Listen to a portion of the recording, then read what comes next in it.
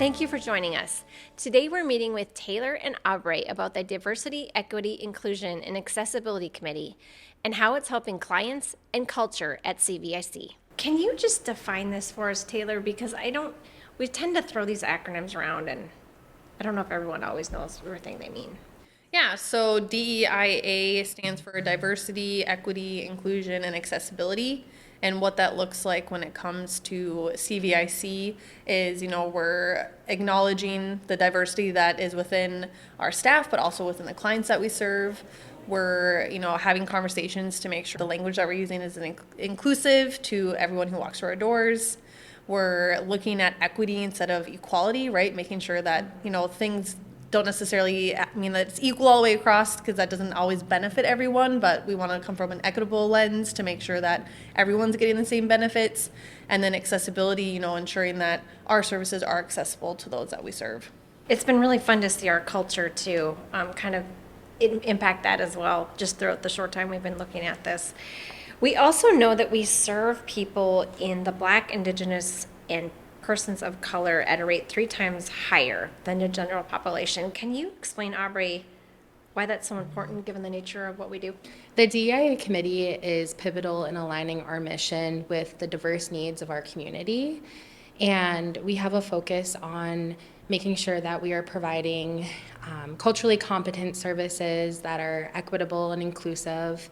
And with that, we're creating spaces then that are safe and they're recognizing and meeting the needs of those that we are serving. Yeah, we had a really powerful story recently about someone that had come through our shelter in a specialized population, and they just were so grateful that they were welcome. And so I think it's just really important. That kind of is a good segue for our next question, because we all just went through a 5-part training services through capacity building partnerships. Can you just share a little bit more, Taylor, why it's so important to have education on these topics and best practices? We heard from staff that they wanted more.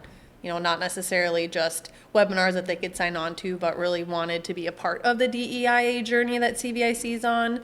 So we spent a lot of time as a committee finding a TA provider that would fit the needs of our agency, not necessarily only breaking into small groups, but being able to provide an open space for all staff to show up and have the conversation. So we made sure that we provided 2 separate times for those trainings, one to capture those that work in the office during normal business hours, and then provided an after-hour time for those that maybe don't work in normal 8 to 5, but all of the conversations really were kind of setting the bricks for us to build a foundation off of now as an agency of what is DEIA work and why is it important not only to staff but to those we serve. It was really powerful.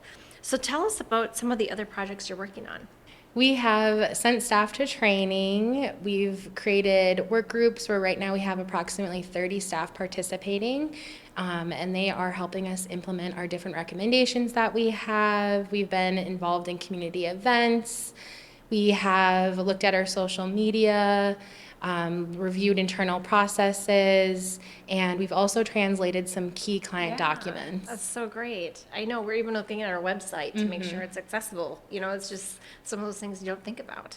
And the community, what are we doing there? Part of our DEIA goal is to really make sure that we're showing up and are present at community events. So actually the shirts we have on, we made specifically for Pride in the Park. So every year we have a table there and help support that event by, providing, I think we provided chalk one year and did some giveaway items. We're also sponsoring some other events in the community around addiction, around Global Friends was another one that we did. And then just making sure that if there's a tabling opportunity, that we're there and present to show folks that, we're here and we want to help and to connect those to services who need it. So the last question is kind of, what are your future hopes and dreams? When I envision our DEIA work moving forward is, continuing the conversations, not just starting something and ending it, but ensuring that we're always getting the voices not only of the staff, but to those we serve, to make sure that we're moving forward and doing the best that we can to be accessible to everyone who walks through the doors.